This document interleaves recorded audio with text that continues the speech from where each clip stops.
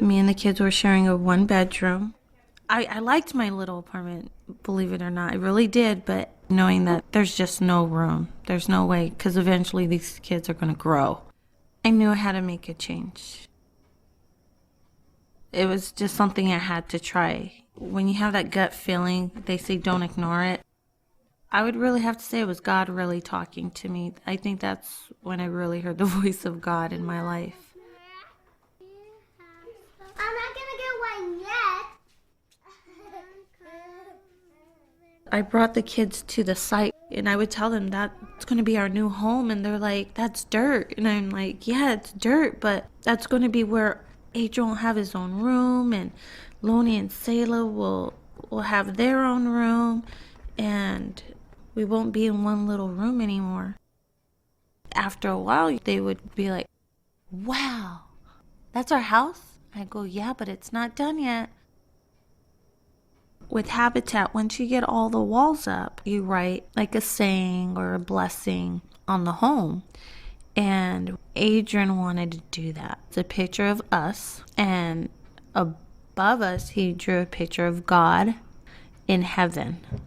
And his whole story about this is that this is God, this is us, and he gave us this house.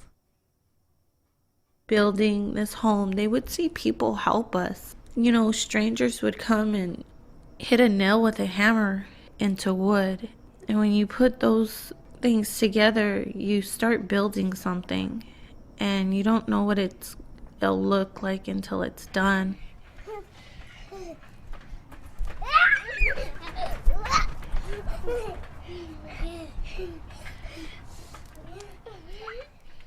I really had to put my trust in God. I didn't feel I was worthy enough to be able to own a home or to even have one because of all the struggles and trials and everything I've gone through. I mean, there was a point in my life where I was sleeping in a car.